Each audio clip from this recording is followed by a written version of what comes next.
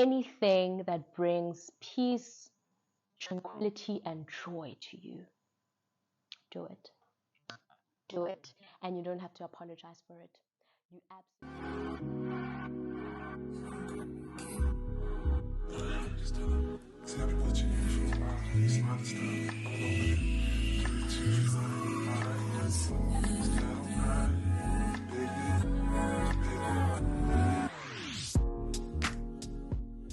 Hi everyone, welcome to Curated by Payo, where we curate content for your viewing pleasure. So today we are going to be talking about something very, very near and dear to my heart, and that's becoming any womanhood. It's a topic I'm very passionate about.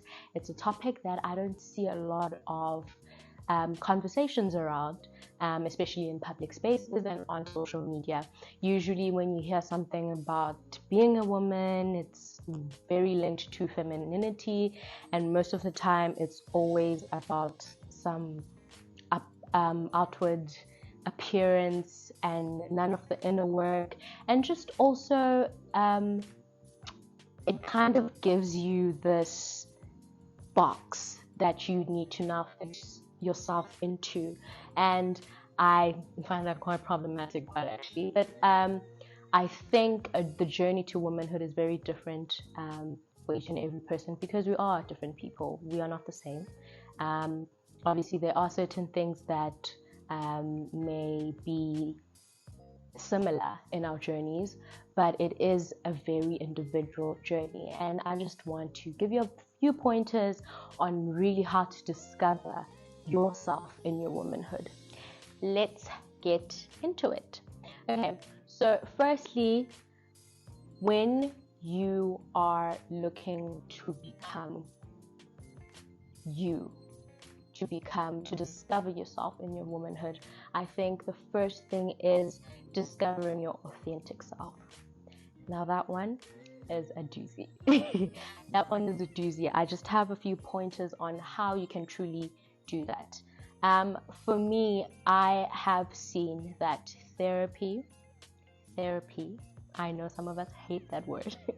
Therapy is always a good place to start. Therapy can help you identify your traumas. Therapy can help you identify certain things just about yourself that you need to work on, the traumas that you need to work on, and how to deal with such situations. It's a perspective from another person, a neutral person, sort of looking into your life. So I would highly recommend therapy. Now, with therapy, it is also quite difficult to get the best therapist for you. So when you want to start therapy, shop around, if I can put it like that. Shop around for a therapist that you feel understands you, and then depending on whether it is self-development or whether there is trauma, sometimes you walk around not even knowing that you have trauma, and then you sit down with a therapist and you're like, oh, so those things that happened weren't okay, and that's why I'm like this. So if you do know your issues, then also look for a therapist who also deals with those certain issues and so forth. If you don't, shop around, talk to a therapist. Sometimes it's just a clash of personalities, and you need to find someone who kind of understands you.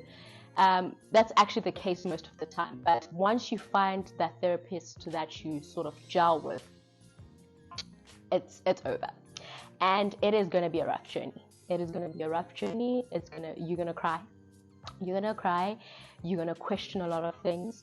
But it breaks down the anatomy of your personality and of how you grew up. And it just starts to reveal certain things about yourself, how you respond to certain situations, how your personality has been molded into this thing. So like for myself, I always think when we are born in our purest form, who we are with our purpose and everything. So we're not aware of it because we are children, right? But as we grow up, society, our parents, our friends, our environment starts to shape and mold us. And then what happens is sometimes, most of the time, it deviates from who we are. And then we spend the rest of our years, if you are courageous enough, we spend the rest of our years then trying to really discover the truest, most purest form that God made you to be. So therapy for me is that, discovering your authentic self before society's limitations, before your parents' limitations, before anything, your purest form, right? And what I love about therapy is once you are able to discover yourself and discover the things that make you you, and do the healing that you need to do, and finding that authentic self, everything else flows from that. So I highly recommend really going back and looking at who you are. And that journey is going to be a difficult one because you're going to need to be honest with yourself. No one else is going to be honest about yourself than you. Like, you need to sit down and be honest with yourself about certain things about yourself that are problematic. It is a difficult thing to do, and not everyone can do it. But once you have set your mind to doing it, it is a beautiful journey. But it is an ugly journey that comes out beautiful at the end. It may take, I doubt it will take months, honey, but it may take years. But it is such a beautiful journey to be a part of, because it impacts the friendships you have. It impacts the relationships you have. It impacts even when you decide if you want to be a mother. It impacts what you impart to your children. So finding your true, authentic self is amazing. For me, as a Christian woman, I also had to find my authentic self in Christ. That meant I needed to humanize my relationship with God. I needed to go back to the foundation of, okay, this is God, this is me. I need to know this man so he can reveal things about me. I need to know. I need to read his word. I need to have a prayerful life. I need to have all of those things. So the more you get closer with him, the more he sort of reveals things about yourself, the more he dissects things about yourself that are either problematic, that you need to work on, and other stuff that are your strength, and you need to be empowered in those things, you know. So to my Christian girls, also discovering your authentic self in God.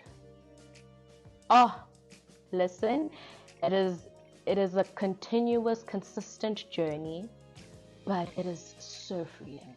It is so freeing. Even just getting to know your authentic self, it is so freeing, because you know what's for you, you know what's not for you, you know your strengths, you know your limits, you know so many things, and it is freedom. It is absolute freedom to love yourself. Loving yourself first before anyone. And especially for my Black girls, before your parents, before your mother, because we tend to neglect ourselves and become so fixated on wanting to please our parents, on wanting to be whatever our parents want us to be, so we can just get that validation, when in true fact you need to discover who you are. It's your life, it's not their life. At the end of the day, they will live their lives, they will move on, and you're stuck there with your decisions. So really truly learn to love yourself. Love your mind, love your soul, love your body, love yourself. Sit down and learn to love yourself. Because if you don't, it allows for parasites, it allows for things to enter your life that will alter your authentic self again. So truly, truly sit down and learn to love yourself. It is a hard one. It is a hard one as a woman in this society. It is a difficult one. But once you have it, once you begin to explore it, it is so freeing. It is absolutely freeing. Another important one that I live by, I've lived by it since my preteens. I think because I learned such a harsh lesson about it very early, is creating meaningful friendships. It is important. It is important because the company you keep, guys, we know the company you keep will always shape and mold you, right? So family, we can't choose. We know that. But friends, be very intentional. Be very intentional with the friends you choose. For me, with all of my friends, there's something about that person that inspires me. Beyond what they do for me, just there's something about that person that inspires me.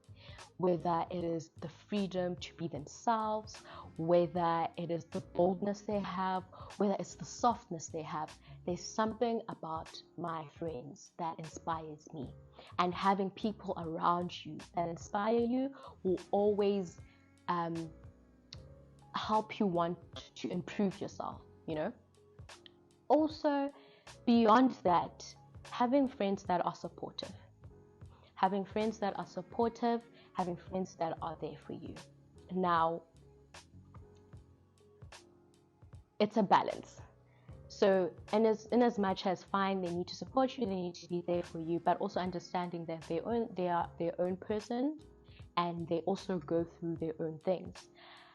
Working on your friendships is very important, because I think as ladies we tend to want to work on relationships, and we want to sit down and we want to dissect how we're feeling with our partners and so forth. But that relationship, that type of communication, that type of dealing with a person starts really truly in your friendships. If there is an issue, and I mean an issue, a truly fixable issue, sit down with your friend and talk about it. Sit down with your friends, talk about it, work through it. Learn to resolve conflict. Just because you guys misunderstood each other, just because conflict arose, doesn't mean it's the end, right? And then you are able to now kind of build those relationships with your friends. And then once you even enter an actual relationship, you are able to have those tools, and also you are able to identify if the person you are engaging with is truly a person meant for you. Because I feel whoever you choose to be in a relationship with, you should be able to have a friendship with. Beyond anything, you should be able to have a friendship with. Also, understand that not everyone is meant to be a friend.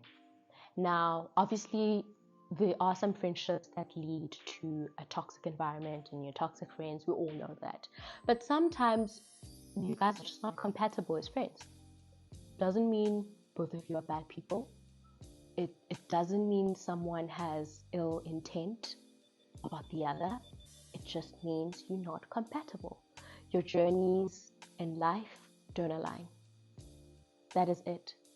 And that's when you just have to let go. And it's not that you are mad at each other. It is not anything. It's the fact that you guys are not compatible.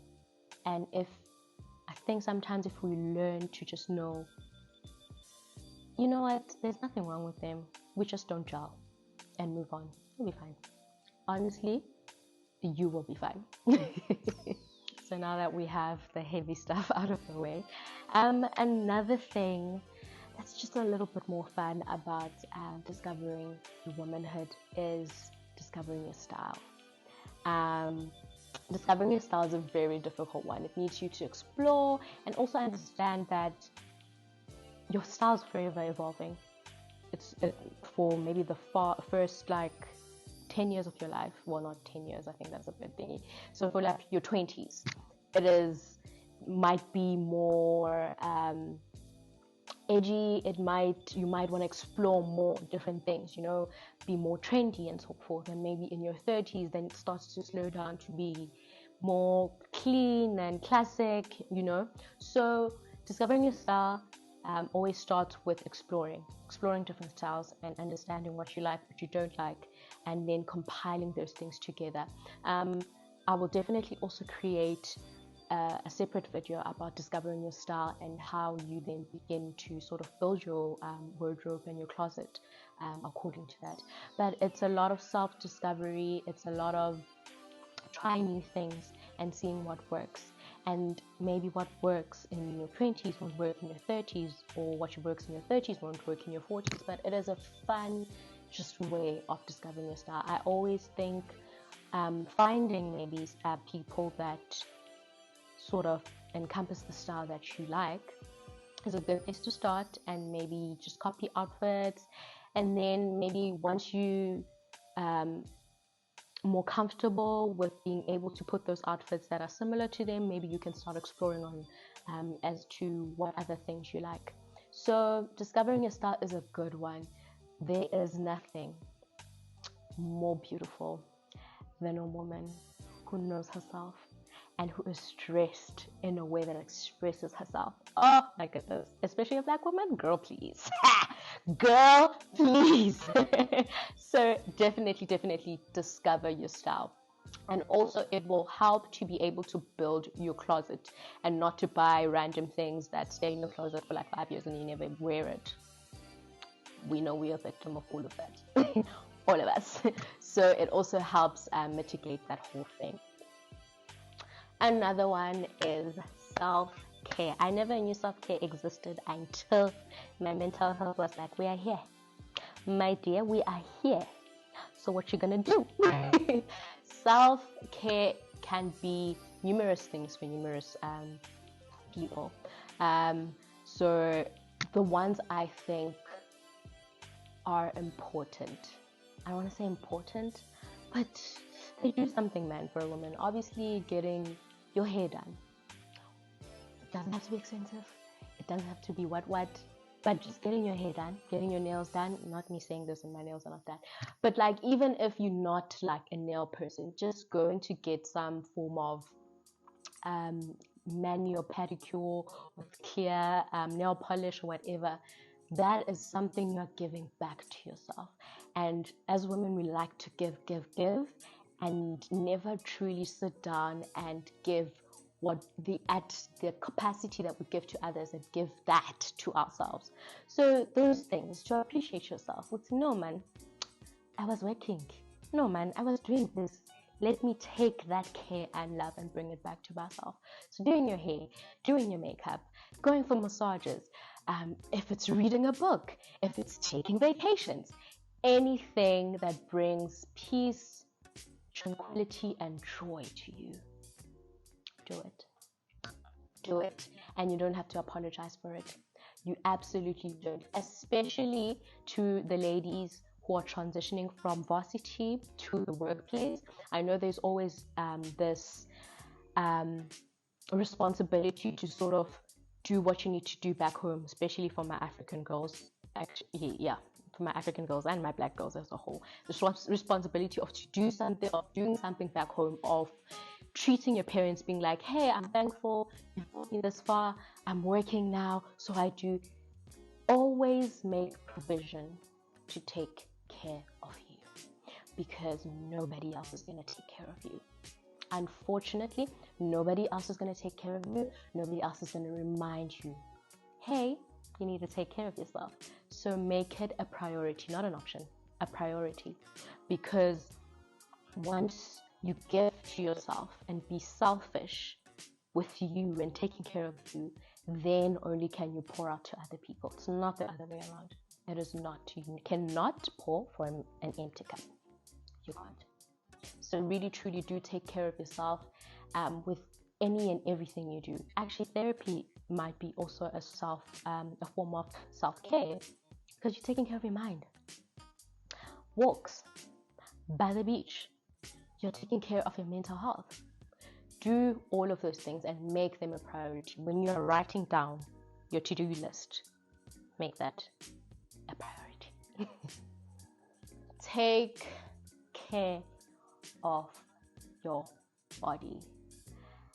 some endorphin or serotonin is released when you take care of your body. So taking care of your skin, if you need to see a dermatologist, if you need to do whatever you need to do it. If you need to start exercising, do it. If you want to go to the doctor and get surgery and it's for you, do it. It is for you, do it. I am pro do you, boo. Do you. Okay. So really truly do take care of yourself. For example, for me, during not even my teens, also my early 20s, I had bad acne. Absolutely horrendous. And went to a lot of dermatologists, didn't help me. Or if they did, once I stopped using their products, I'd go back to square one. Finally, I got to use a South African-based product, actually, based brand, and my face cleared up. And the confidence I had just to walk outside with no makeup and just my bare face, liberating. So take care of yourself.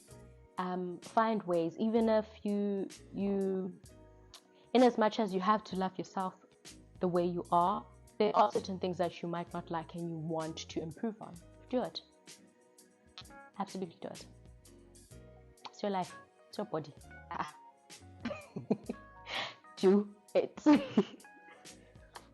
The last thing I would recommend, it's a recommendation, guys, because obviously not everyone wants to do that, but I would suggest that every woman, if you can, really try get to the stage of living on your own and being independent. The reason is it's also time, a good time to discover yourself without any interruption, without being in your parents' house, because we know how parents are, especially African parents. It's a time to discover yourself, the things you like, the things you don't like, how you want your place to look, all of those things. That independence and knowing how to deal with life with just you, something very liberating about that. Do that. Try and move out of your parents' house if you can, and live on your own. Whether you are looking to obviously get married, if not, then fine. The rest of your life, go live it up. But try experience that. I'm an advocate for experiencing independence and discovering yourself outside of marriage, because not a lot of marriages make it when people are still at the ground and base level of trying to discover themselves. Very few, and those people have been blessed and they've put in work, right? But truly discovering yourself outside of it allows for somewhat aware and complete beings, and beings that are less hurt, are not at the beginning stage of healing, to kind of come together and create this beautiful union. I will always suggest, because it is difficult as a woman, especially if you get married young, to then now discover yourself within the marriage while you have a husband and kids. Because men are so used to who they married, when you start maybe evolving, it kind of scares them.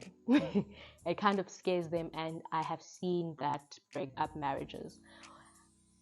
I will just always suggest, grow to a certain point and live a life of independence to a certain point before really truly settling down. It allows for two people to just grow together, and also it helps you select better when it comes to your partner, and not select